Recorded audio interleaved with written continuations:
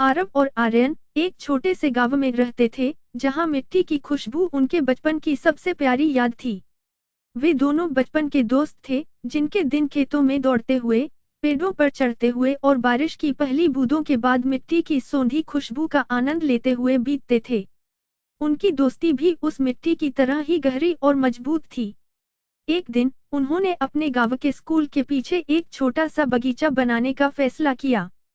यह सिर्फ एक बगीचा नहीं था, बल्कि उनके सपनों और दोस्ती का प्रतीक था। वे रोज मिलकर काम करते, जमीन खोदते, बीज बोते और पौधों को पानी देते। सूरज की तपिश हो या अचानक बारिश, उन्होंने कभी हार नहीं मानी। मिट्टी में सने उनके हाथ उनकी मेहनत और अटूट दोस्ती की गवाही देते थे। लेकिन हर दोस्ती की तरह, उनकी राह में भी मुश्किलें आईं।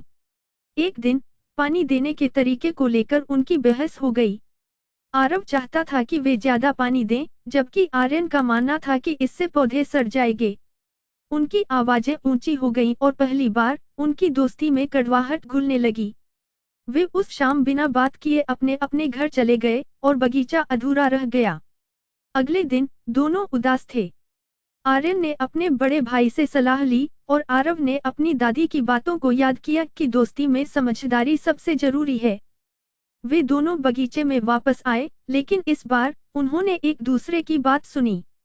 उन्होंने एक दूसरे को समझाया और एक दूसरे के दृष्टिकोण को समझा। उनकी आंखों में पुरानी चमक लौट आई और उन्होंने मिलकर पौधों को सही मात्रा में पानी दिया। साल बीत गए। आरव और आर्यन बड़े हो गए, लेकिन उनकी दोस्ती और वह बगीचा हमेशा उनके साथ रहा।